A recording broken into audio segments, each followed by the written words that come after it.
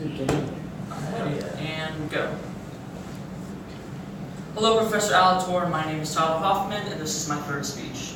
Today, I will be demonstrating how to make an origami rose. An origami rose is both one of the oldest origamis ever made, and it demonstrates the fundamental aspects of all origami objects.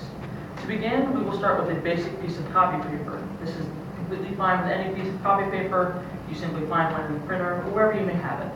Our first step is doing what is called a square fold. A square fold is a fold that produces what would give its name a square.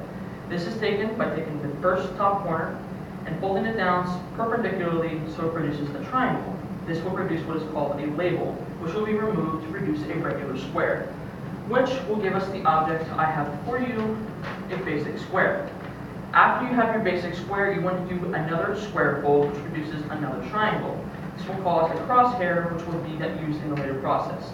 After this process, you will do fold down both horizontally and vertically to produce what's called a double crosshair, which is taking two vertical and horizontal lines and two crosshair lines.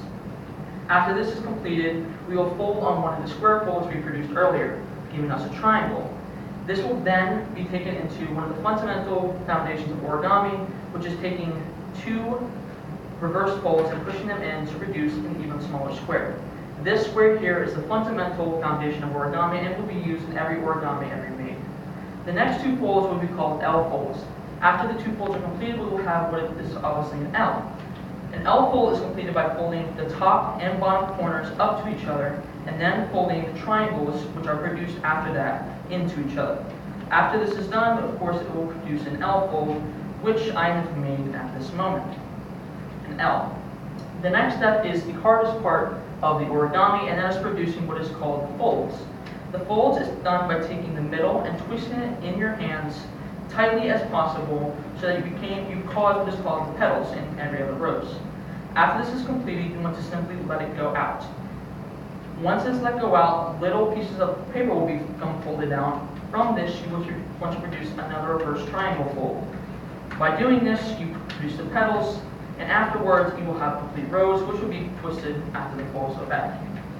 To demonstrate why this is a meaningful origami, it is old because it was made in the late, early, anytime Chinese era, most commonly known in the Qin era, which is an old time when origamis first developed. From this, we have 4 different petal folds, which will be later twisted to make a full origami rose.